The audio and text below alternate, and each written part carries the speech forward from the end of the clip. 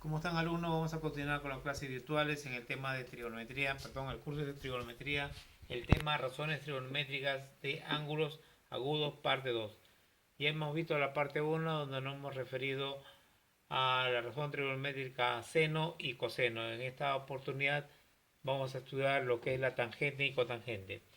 Razón trigonométrica tangente. En este triángulo la tangente de alfa, que se denota como tangente de alfa, se define así. Acá tenemos un triángulo rectángulo, tiene un ángulo recto, ya después tenemos un ángulo alfa, donde el que se opone a alfa viene a ser el cateto opuesto a alfa.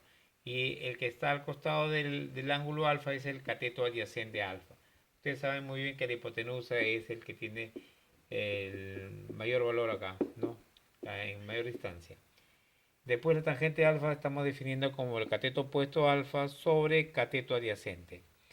Aquí la tangente de algunos ángulos, un par de ángulos acá tenemos y tenemos una relación de los lados, ¿no? La tangente alfa vendría a ser tangente, perdón, el ángulo, el que se opone a alfa sería 3, ¿no?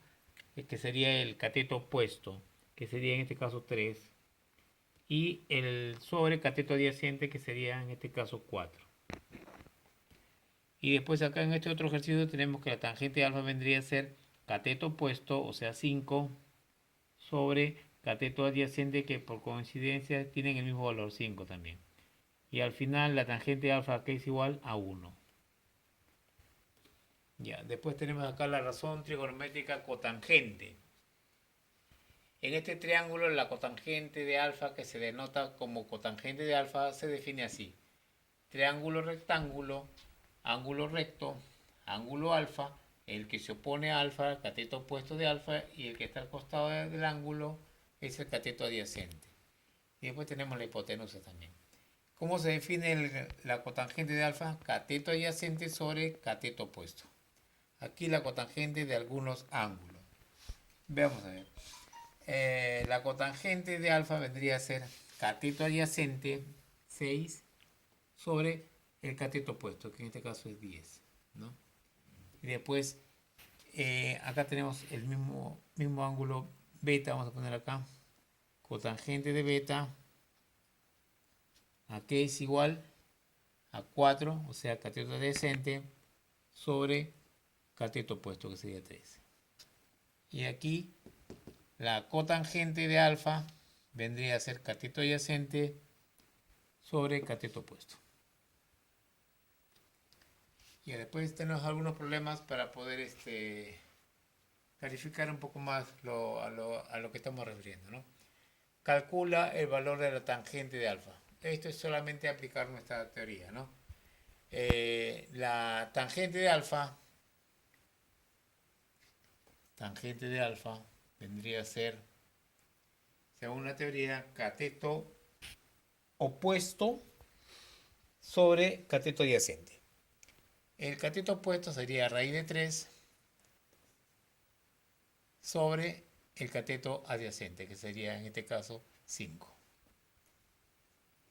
Y sería todo. Y en el problema número 2 nos dice calcular el valor de la cotangente de beta. La cotangente de beta, según el gráfico, vendría a ser la cotangente, vamos a ponerlo acá, perdón, con la cotangente de beta vendría a ser cateto adyacente sobre cateto opuesto, x sobre 8. Ahora nuestro problema viene a ser x. Tendríamos que de este triángulo rectángulo hallar el valor de x. ¿Cómo hallamos el valor de x? Con el teorema de Pitágoras. Teorema Pitágoras. ¿Qué nos dice el teorema de Pitágoras? Que la hipotenusa elevado al cuadrado es igual a la suma de los catetos elevado al cuadrado. O sea, x cuadrado más 8 al cuadrado. Resolviendo esto sería el cuadrado de 89, raíz de 89 sería 89.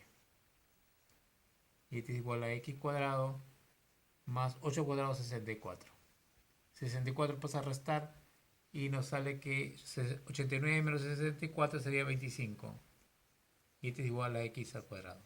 Y extrayendo raíz tenemos el valor de x que vale 5. Por consiguiente, la cotangente beta es x que hemos hallado 5 sobre 8. Y eso sería la solución. Tendré que colocarles unos ejercicios para que ustedes puedan resolverlo en casa. Gracias.